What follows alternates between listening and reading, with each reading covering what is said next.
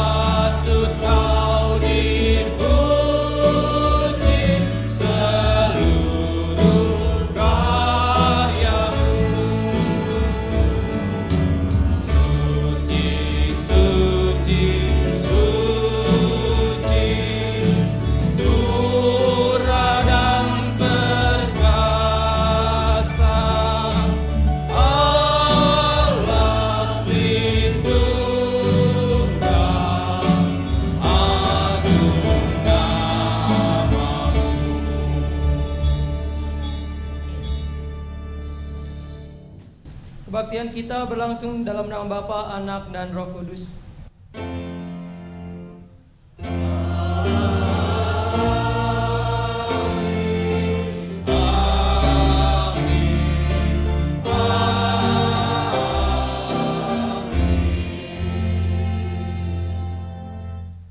Kasih karunia dan damai sejahtera dari Allah Bapa kita dan dari Tuhan Yesus Kristus menyertai saudara sekalian.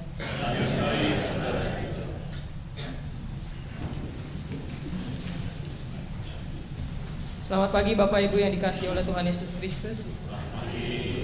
Minggu ini kita akan berbicara tentang aturan dalam persekutuan, aturan yang memerdekakan. Seringkali dalam kehidupan kita jenuh karena banyaknya peraturan, atau mungkin kita yang sering membuat banyak aturan. Kita akan lebih khusus berbicara bagaimana aturan sesungguhnya dalam persekutuan. Sebelum itu mari kita bersama menyanyikan Segala Benua dan Langit Penuh, Kidung Jemaat 281.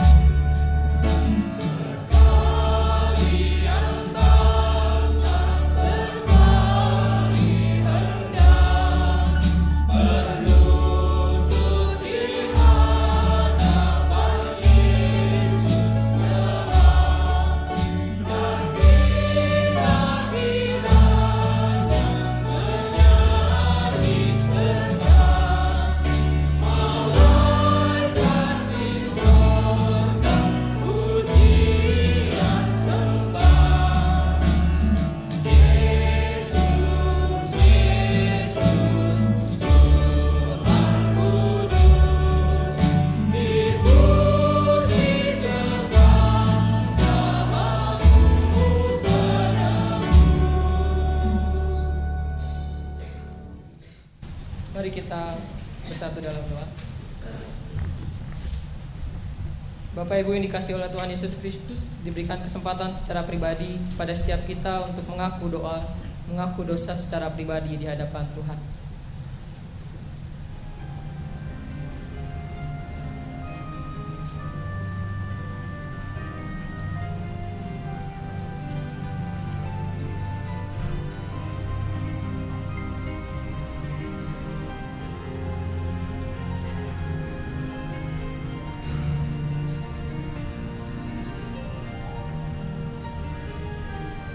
Tuhan, inilah pengakuan dosa yang kami panjatkan secara jujur, lahir dari hati kami. Kau mengetahui setiap kesalahan yang telah kami perbuat. Ya Tuhan, ampunilah kami dan berikan kami kemampuan untuk keluar dari kebiasaan kami yang buruk. Ajarlah kami untuk mengikuti jalan Tuhan yang baik. Dalam nama Tuhan Yesus Kristus kami berdoa. Amin. Mari kita menyanyikan Setia Diriku Padamu.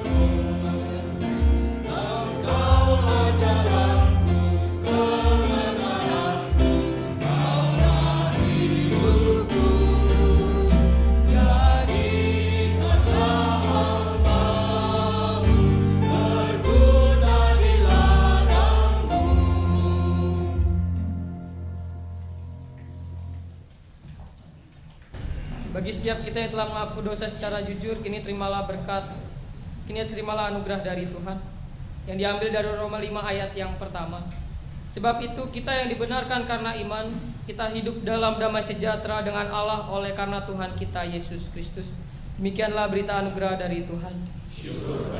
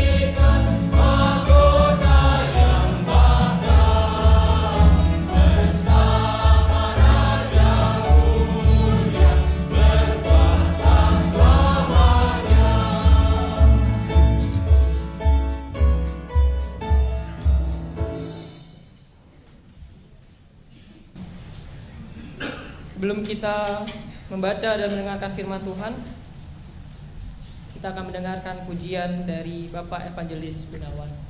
Saya persilakan.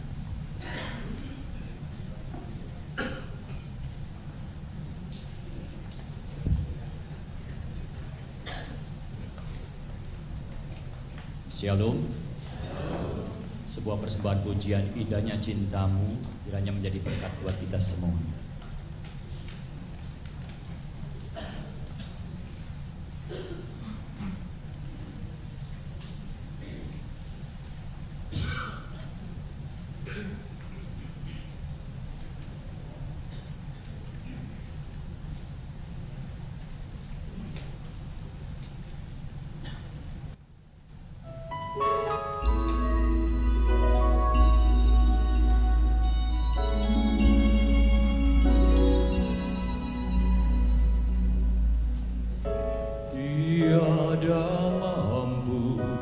dapat terucapkan indah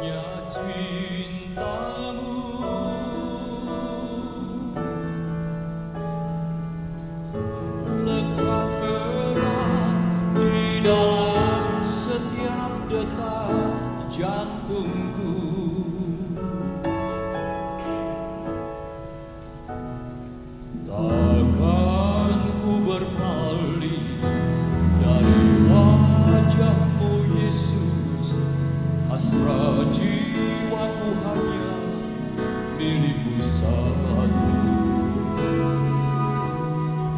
Selama nafas ini masih dapat berhembus, takkan jauh darimu, Yesus.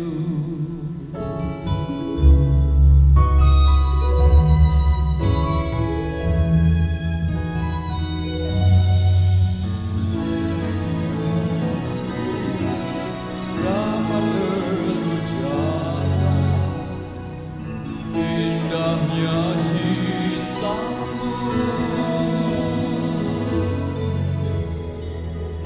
lekat erat di dalam setiap detak jantungku.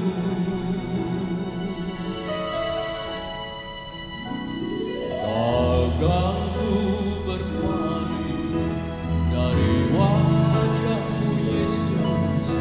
Hasrat jiwaku hanya milikmu satu. Selama nafas ini masih dapat berhembus, takkan ku jauh darimu. Karena satu di hatiku, kau gambar di jiwaku. Takkan ku lepaskan dirimu, Yesus. Dekapku dalam pelukmu.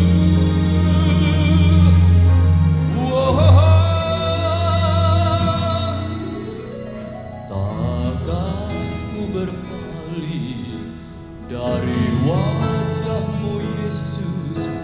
Hasrat jiwaku hanya milikmu satu. Selama nafas ini masih dapat berhembus, takkan ku jauh darimu.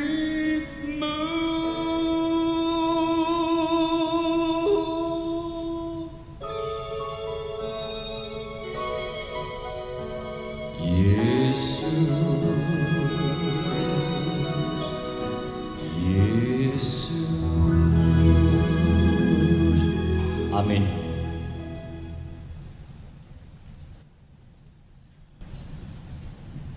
Mari kita berdoa.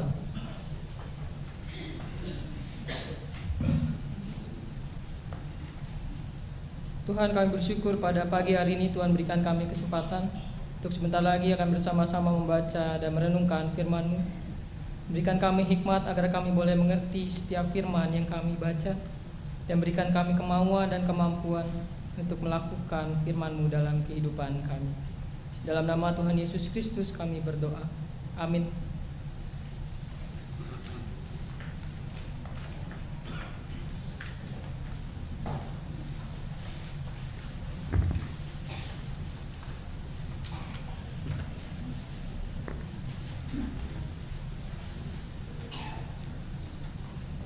Pembacaan pertama dari Keluaran pasal 12 ayat 1 sampai 14.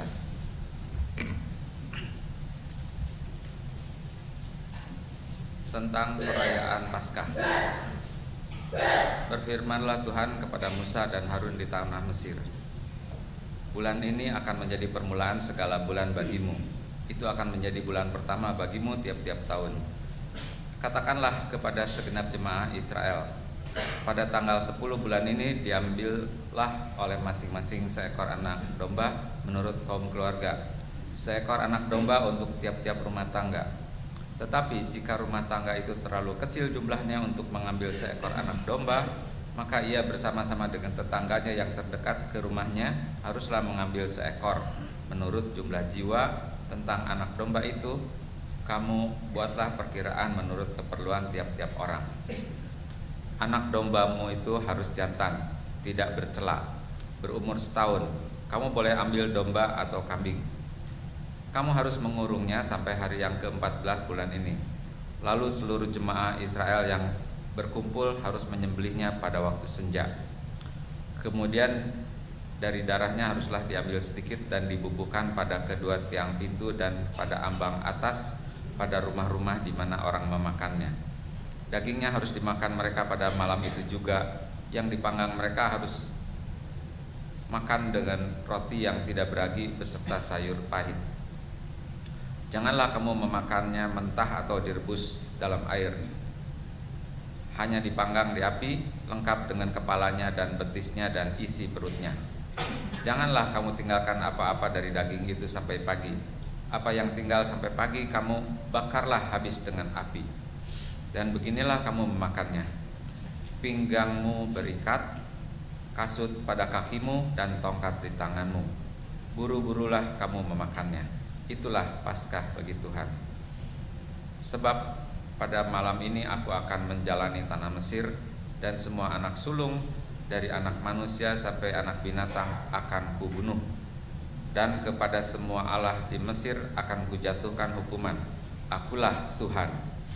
Dan darah itu menjadi tanda bagimu pada rumah-rumah di mana kamu tinggal. Apabila aku melihat darah itu, maka aku akan lewat daripada kamu. Jadi tidak akan ada tulah kemusnahan di tengah-tengah kamu apabila aku menghukum tanah Mesir. Hari ini akan menjadi hari peringatan bagimu. Kamu harus merayakannya sebagai hari raya bagi Tuhan turun-temurun. Kamu harus merayakannya sebagai ketetapan untuk selamanya. Demikianlah sabda Tuhan.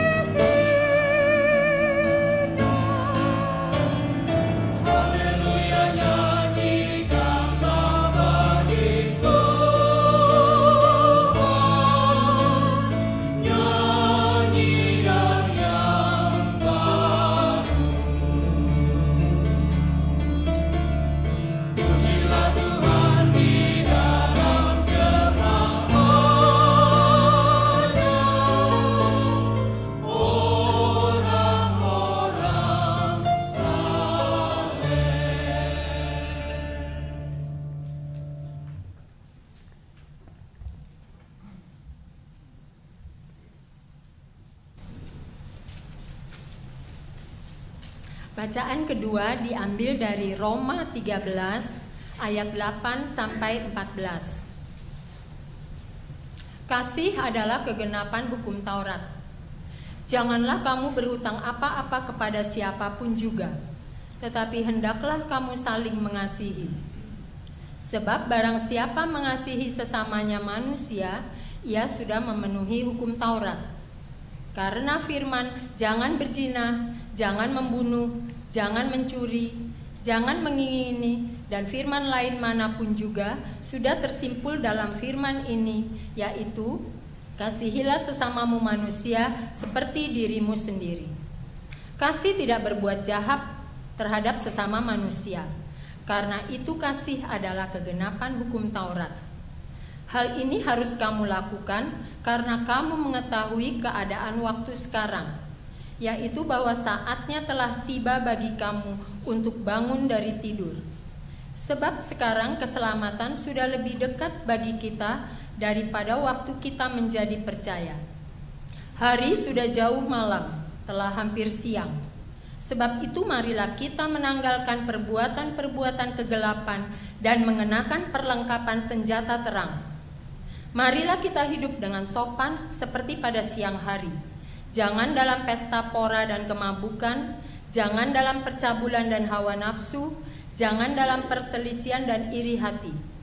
Tetapi kenakanlah Tuhan Yesus Kristus sebagai perlengkapan senjata terang, dan janganlah merawat tubuhmu untuk memuaskan keinginannya. Demikianlah sabda Tuhan.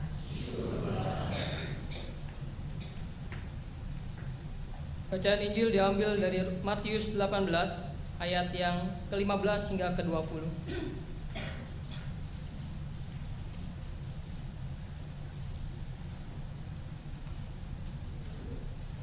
Apabila saudaramu berbuat dosa, tegurlah dia di bawah 4 mata. Jika ia mendengarkan nasihatmu, engkau telah mendapatkannya kembali. Jika ia tidak mendengarkan, engkau bawalah seorang atau 2 orang lagi, supaya atas keterangan 2 atau 3 orang saksi perkara itu tidak disangsikan. Jika ia tidak mau mendengarkan mereka, sampaikanlah soalnya kepada jemaat.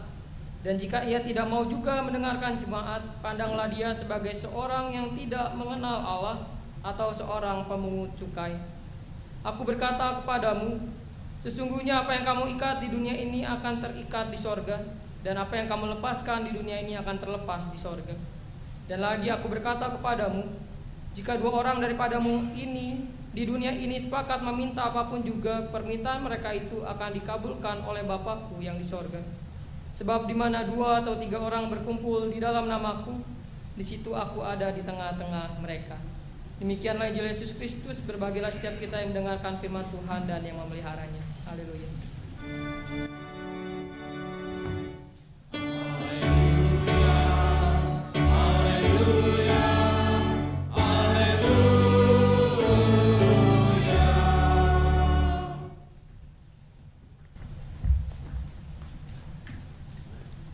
Bapak Ibu yang dikasihi oleh Tuhan Yesus Kristus, sebelum kita masuk ke renungan lebih jauh, saya mengajak kita untuk bermain.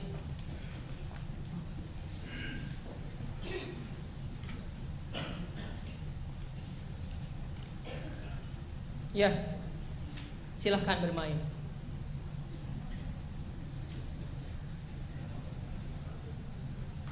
Mari bermain. Bingung kan ya? Ketika diajak bermain tapi nggak ada aturannya, bahkan tidak ada petunjuknya. Banyak di antara kita yang mengatakan bahwa buat apa sih ada peraturan, saya ingin hidup saya bebas tanpa peraturan. Ya jadinya kayak gini. Jika hidup kita tanpa peraturan, kita mungkin jenuh dengan peraturan, tapi hidup tanpa peraturan pasti tidak membuat kita berjalan. Nggak jelas mau kemana, gitu ya. Ini mau ngapain, mau main juga nggak jelas. Ini apa yang harus dilakukan, gitu ya. Oke, ditambahkanlah peraturannya 1. Buatlah tanda X dan 0 gitu ya. Mungkin kita sering main ini. Berilah tanda X atau 0 sehingga akhirnya kita main gitu ya, X0 mungkin jadinya seperti ini. Nah, kita kan tadi mimpinya kalau yang main harus ada yang menang begitu ya. Ada yang menang di sini. Kalau dalam permainan ini kan harusnya X atau 0 itu membentuk garis begitu ya, baik diagonal vertikal ataupun horizontal. Ada yang menang? Nggak ada. Kalau begini boleh? Dilarang? Tadi kan peraturannya cuma berilah tanda X atau 0, bukan di dalam kotak. Maka harusnya ini boleh. Bapak Ibu bayangkan ketika kita tidak ada aturan, maka hidup kita tidak berjalan. Ketika ada aturan tapi tidak jelas semuanya suka-suka. Nanti yang 0 buat yang X juga gitu buat di atasnya gitu ya. Saya sama-sama menang. Ketika berbicara tentang aturan, tanpa aturan hidup kita tidak berjalan. Dengan aturan yang tak jelas hidup kita berantakan. Bahkan hidup kita terikat. Oleh karena itu bacaan kita hari ini, 3 bacaan kita mengajarkan kita setidaknya ketika berbicara tentang aturan dalam persekutuan ada 3 hal. Harusnya aturan yang ada dalam persekutuan kita memerdekakan kita dari 3 hal. Yang pertama memerdekakan kita dari celaka. Kalau kita baca Keluaran 12 ayat 1 sampai dengan 14 tadi agak ribet begitu ya. Oh, banyak sekali aturannya, harus begini, harus begitu. Tapi intinya adalah membawa umat Israel lepas, merdeka dari celaka. Yaitu tadi ya, tidak terkena tulah begitu ya. Ketika diberikan tanda di ambang pintu. Jadi ketika ada sebuah peraturan dalam persekutuan, harusnya peraturan itu memerdekakan kita dari celaka. Misalnya kalau kita bangsa Indonesia punya banyak rambu-rambu peraturan begitu ya, merah, kuning, hijau. Merah berhenti, kuning hati-hati, hijau jalan. Jangan ditanyakan apa maknanya, karena itu adalah tanda. Apa maknanya merah? Kenapa merah harus berhenti? Karena memang itu adalah aturan, dan itu mengatur kita supaya tidak celaka. Bisa bayangkan jika tidak ada lampu merah ya. Ada lampu merah saja seringkali banyak yang menyerobot. Atau Bapak Ibu ketika peraturan tidak membuat hidup kita lepas dari celaka, kita justru bisa celaka. Sekarang ada rancangan undang-undang yang sedang dibuat DPR, kalau Bapak Ibu mengikuti berita begitu ya, bahwa nanti akan diadakan pilkada tidak langsung, dipilihnya sama DPR. Jika peraturan yang disahkan, konon katanya maka pemimpin-pemimpin yang akan ada di masa depan adalah pemimpin-pemimpin pesanan. Pesanan orang yang banyak duit, pesanan tokoh elit politik tertentu. Nah, bisa bayangkan jika peraturan ini terjadi dalam Indonesia. Oleh karena itu ketika berbicara tentang peraturan itu harusnya membebaskan kita, memerdekakan kita dari celaka. Bisa bayangkan Bapak Ibu ya, kalau pemimpin kita nanti adalah pesanan-pesanan tertentu. Yang tidak pesanan aja kita milih sendiri begitu ya, bisa dimanipulasi, apalagi yang pesanan. Apa jadinya Jakarta? Apa jadinya Indonesia? Peraturan harusnya membebaskan kita dari celaka. Atau yang kedua kalau kita baca dari Roma 13 gitu ya. Bacaan kedua kita tadi, peraturan harusnya memerdekakan kita dari perbuatan jahat.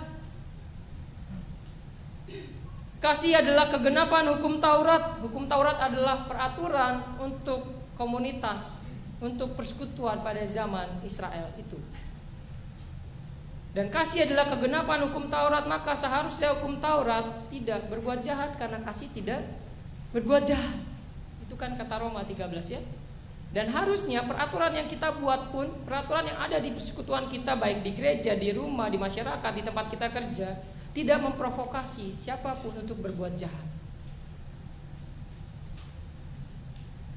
Sekarang umat manusia sudah mulai jengah dan bosan dengan komunitas persekutuan umat beragama. Kenapa? Karena dikit-dikit bawa-bawa nama Tuhan buat melakukan kejahatan. Buatlah sebuah peraturan yang akhirnya membawa umat kepada perbuatan jahat. Kalau Bapak Ibu juga memperhatikan beberapa berita, bisa tolong balik ke yang tadi. Ya, berita yang belum lama ini, gitu ya. Pernah lihat ini? Ini adalah anak putra dari Khaled Sa'arof dari Australia. Dia anak dari anggota ISIS gitu ya. Lalu dengan bangganya dia menenteng kepala tentara Suriah yang dipenggal. Bapak Ibu, ada satu ajaran, ada satu aturan dalam komunitas ini, bahkan komunitas-komunitas yang begitu fanatik.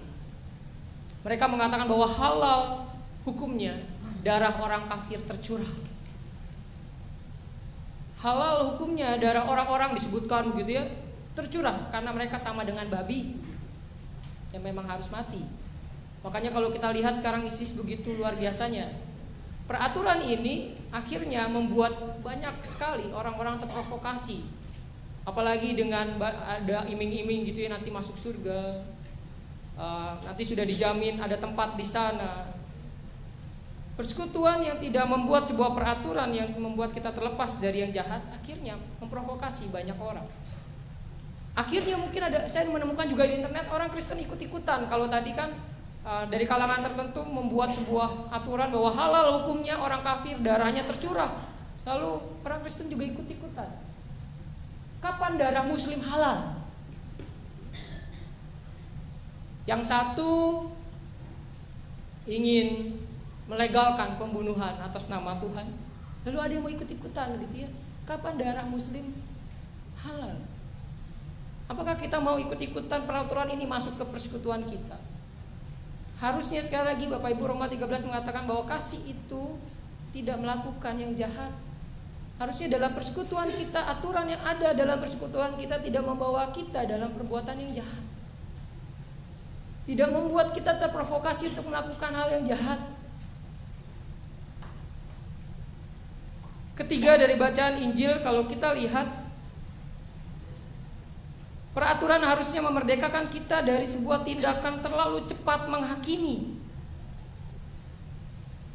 Kita seringkali terlalu cepat menghakimi, Bapak Ibu.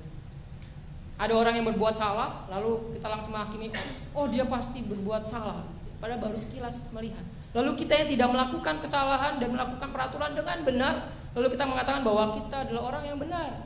Dan mereka yang melakukan perbuatan yang melanggar peraturan adalah mereka yang salah. Padahal Bapak Ibu, dalam perjalanan kehidupan Yesus sering melanggar peraturan pada zamannya, benar ya?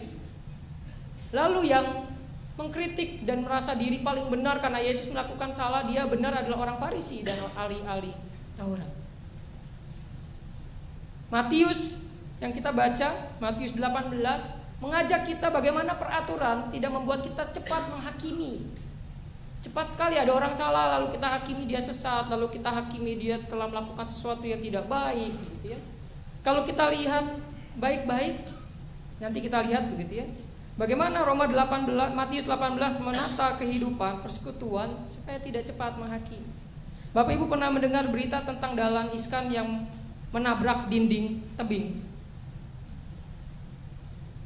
Harusnya kan nggak boleh ya. Mungkin kalau kita baru baca beritanya selenting begitu, cuma sekedar berita, wah Dahlan Iskan ini geblek ya, ngapain mobil ditabrakin ke dinding.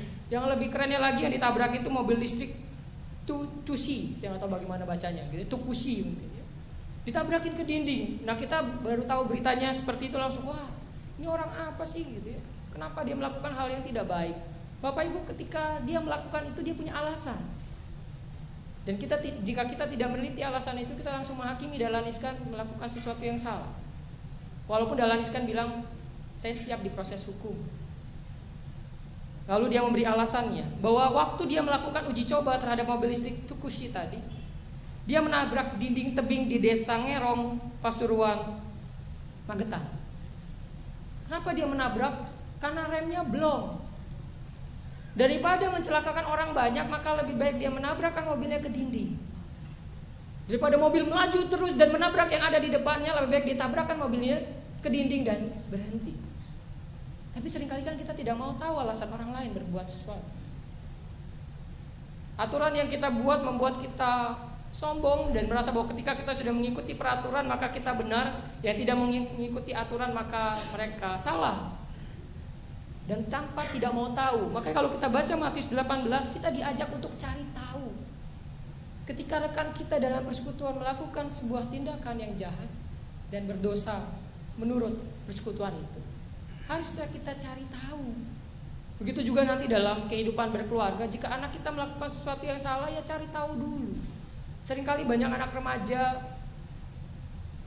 sakit hati sama orang tuanya karena belum nanya apa-apa sudah dijudge salah, begitu ya.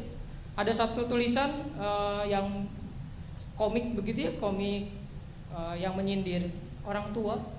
Jadi anaknya pulang cepat lalu orang tuanya marah tanpa bertanya. Kamu nggak sekolah ya, kamu bolos ya.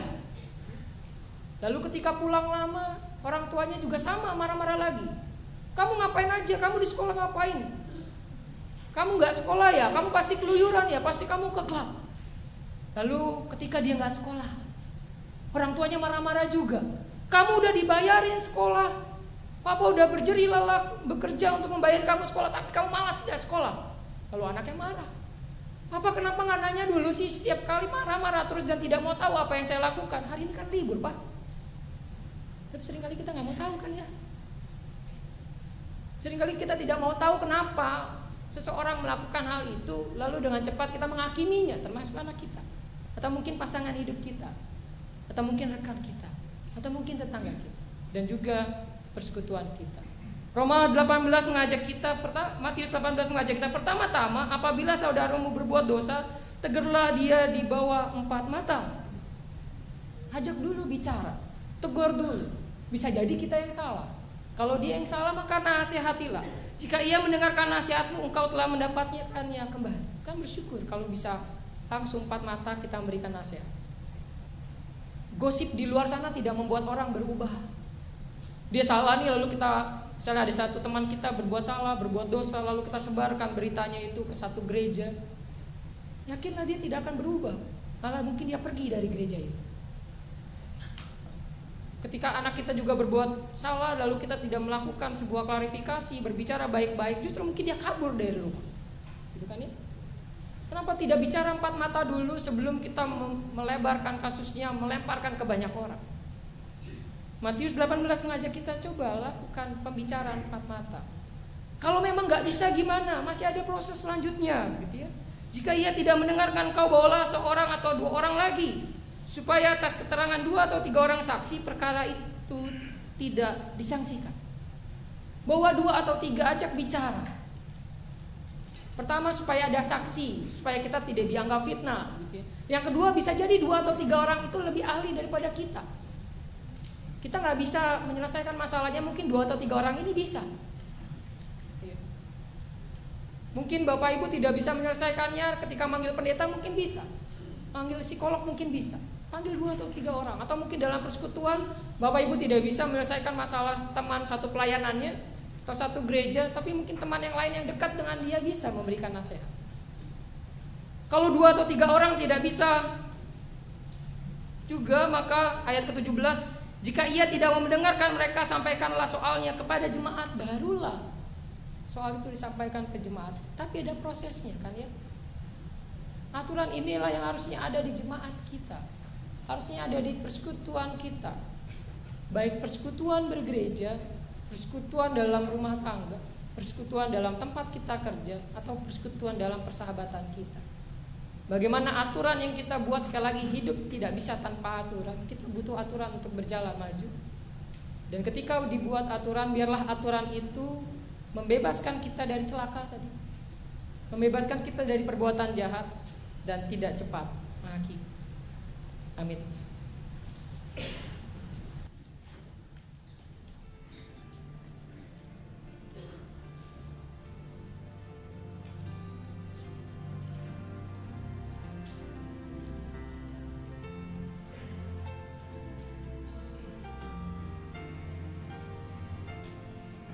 Kita akan mendengarkan pujian dari Joyful.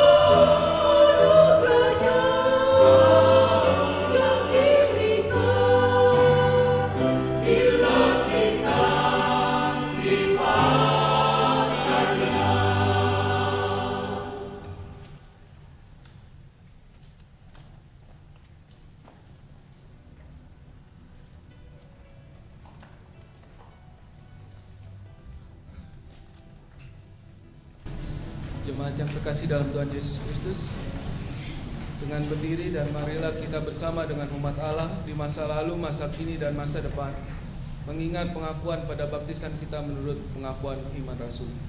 Aku percaya kepada Allah, Bapa yang Maha Kuasa, Khalik langit dan bumi, dan kepada Yesus Kristus, Anaknya yang tunggal Tuhan kita, yang mengandung dari Roh Kudus, lahir dari darah Maria, yang menderita sengsara, Pontius Pilatus, disalibkan, mati dan dikuburkan, turun dari kerajaan maut, pada hari ketiga bangkit pula dari antara orang mati, naik ke surga, menuju sebelah kanan Allah, Bapa yang Maha Kuasa, yang dari sana yang akan datang untuk menghakimi orang yang hidup dan yang mati. Aku percaya kepada Roh Kudus, Gereja yang khusus dan aman, persekutuan orang kudus, pengampunan dosa, kebangkitan orang mati dan hidup kekal. Silakan duduk.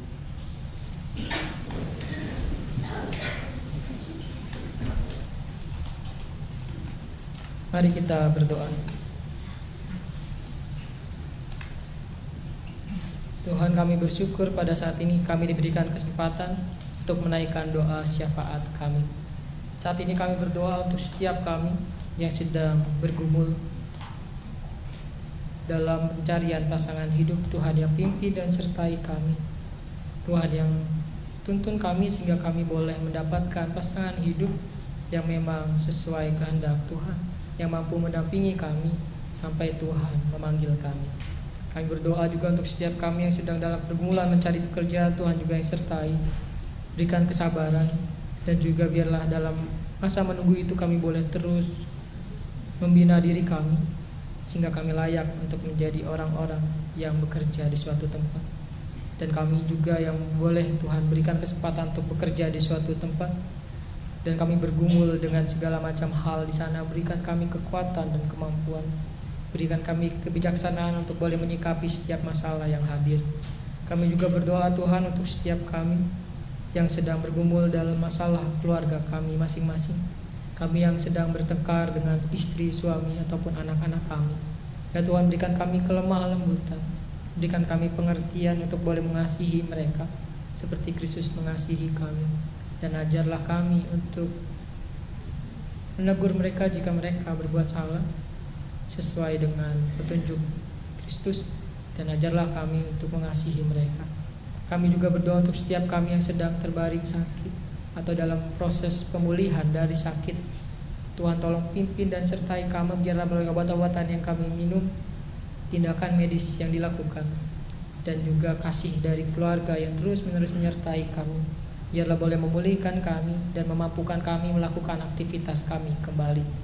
Saat ini juga Tuhan, kami berdoa untuk setiap kami yang saat ini hadir dengan segala macam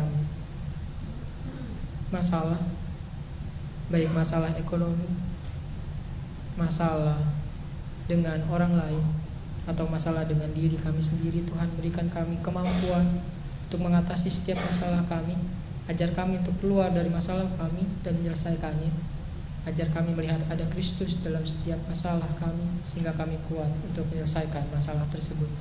Saat ini juga Tuhan, kami berdoa untuk keamanan bangsa dan negara kami setelah proses pemilihan presiden berlangsung dan presiden terpilih boleh ada. Ya Tuhan, biarlah proses ini hingga proses pelantikan nanti boleh Tuhan pimpin sehingga boleh berjalan dengan aman, dan juga proses kepemimpinan presiden yang baru nanti hingga 5 tahun ke depan Tuhan yang pimpin. Biarlah pemimpin-pemimpin kami yang baru boleh membawa kami ke arah yang lebih baik, membuat bangsa Indonesia menjadi bangsa yang baik, dan rakyat Indonesia boleh merasakan kasih Tuhan melalui pimpinan tangan mereka. Saat ini juga kami berdoa Tuhan untuk rencana pemanggilan, proses pencalonan dan pemilihan penatua. Tuhan yang sertai dalam proses yang dilakukan, biarlah tangan Tuhan turut bercampur tangan sehingga penatua yang dipilih nanti adalah penatua yang memang mengasihi jemaat, mengasihi Tuhan, dan melayani dengan sepenuh hati. Saat ini kami juga berdoa Tuhan untuk panitia Natal, panitia bulan keluarga untuk Oktober nanti, dan juga panitia hari ulang tahun GKI Kavling Polri ke-30. Kiranya Tuhan yang sertai dalam setiap usaha dan karya mereka. Tuhan juga yang berkati setiap ide-ide yang mereka sampaikan, program-program yang mereka rencanakan, Biarlah semua itu boleh memuliakan Tuhan dan boleh menjadi berkat bagi setiap kami. Dalam nama Tuhan Yesus Kristus kami panjatkan doa syafaat ini. Amin.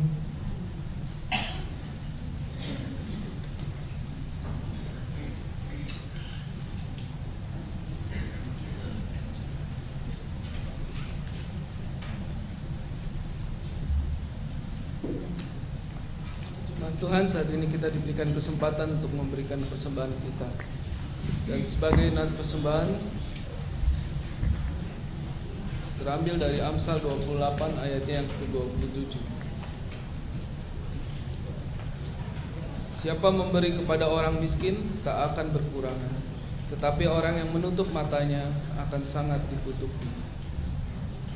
Dan sebagai pujian persembahan kita terambil dari Kidung Jemaat 292 bait pertama sampai dengan ketiga, tabung genap.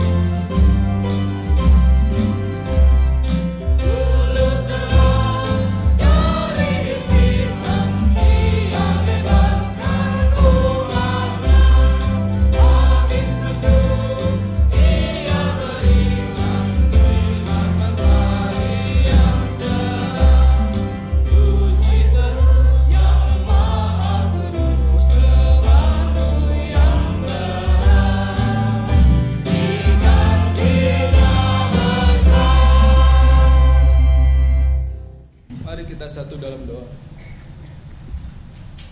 Tuhan Allah Bapa kami yang ada di dalam sorga, kami mengucap syukur ya Tuhan untuk kasih anugerah-Mu ya Tuhan, untuk karya penyelamatan-Mu dalam kehidupan kami ya Tuhan. Tuhan, kalau saat ini juga kami diberikan kesempatan untuk menjadi alat karya Tuhan, untuk menyampaikan persembahan kami yang terbaik ini. Sekiranya Tuhan berkenan kuduskan dan layakkan persembahan ini ya Bapa. Biarlah persembahan ini boleh berguna, bermanfaat bagi umat Tuhan dimanapun berada, bagi sesama kami ya Tuhan, dan khususnya juga bagi kemuliaan nama Tuhan senantiasa ya Bapa. Tuhan, biarlah Tuhan terus boleh bertata dan berkuasa atas diri kami ya Tuhan, agar kami senantiasa diberkati dan menjadi alat untuk karya Tuhan di tengah dunia ini ya Bapa. Terima kasih ya Tuhan. Inilah doa kami yang boleh kami panjatkan ke dalam hadirat-Mu ya Tuhan. Dalam nama Tuhan Yesus Kristus. Haleluya Tuhan. Amin.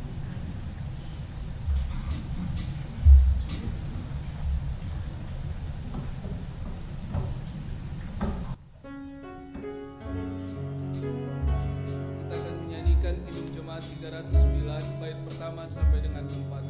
Biar ku tumbuh di batang-Mu. Biar ku tumbuh di batang-Mu, ya pokok anggur yang benar, supaya Kau hidupkan daku menjadi ranting yang sedang. Jika Engkau beri berkat, aku berbuah yang lebat.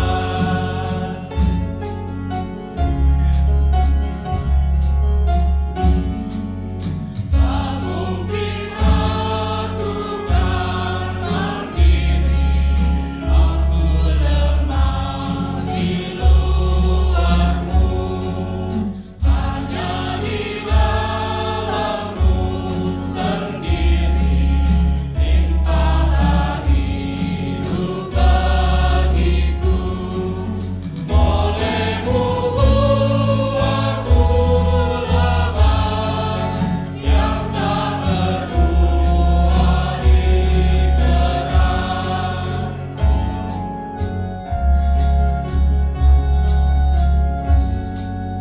Dengan-Mu saja ku bersatu, tak tercerai sesaatku.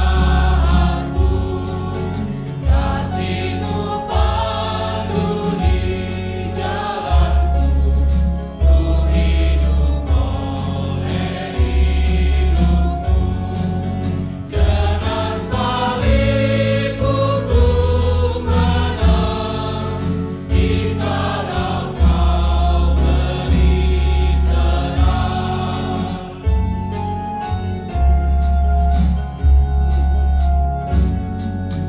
Diriku milik-Mu abadi, Engkau tumbuhkan imanku. Yang dalam aku Kau mulai, Kau sempurnakan bagiku. Oleh-Mu ku coba dapat hingga berbuah yang liat.